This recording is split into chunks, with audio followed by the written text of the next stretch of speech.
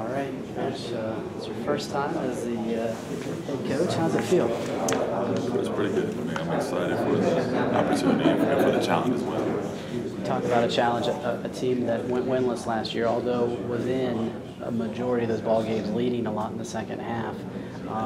What has been the biggest challenge about getting the group to believe? I think just overall just changing the culture of the program. I've been teaching this whole preseason, just talking to guys about culture and just changing the overall atmosphere and how people perceive or fan basketball. How do you do that?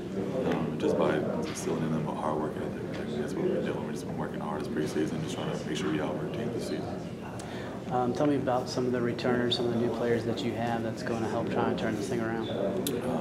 We only have 3 returners from last year's team that actually played on last year's team. Ben Merritt, who played half the season, Mike Newton, who was a point guard last year, and Augie Revick, those 3 really have been kind of bought in what I'm selling. And I think those 3 guys really understand how hard we have to work, and they've seen the league before, so it's always good to have guys that have seen what happened in the past and want to change it for the future. With so many new players, how difficult is it to get them to get together? You know, it's a short amount of time before you guys actually tipping it off and keeping score for real. So, yeah, how do you go about bringing them all together? Basically, we've been a lot of team building activities. We've been talking a lot as a team, having those guys out on the court nonstop, just trying to get those guys playing with one another. Because, like I said, with so many new players, and we have a lot of good freshmen that are going to have to play for us this year, they have to get used to how each other plays.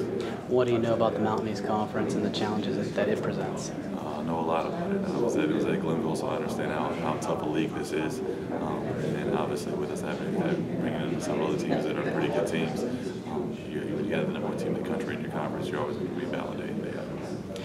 What kind of, how do you go about facing those challenges on a nightly basis? How does that change your preparation or keeping the team up every night? Just by staying positive. I'm a high energy coach. I was a high energy player as myself, so as a coach I'm the same way, just trying to make sure those guys understand that it's going to be a lot of work and we're going to have to be patient, but we're going to have to work hard every day and day out to get these wins. All right. Thanks, Coach. Thanks.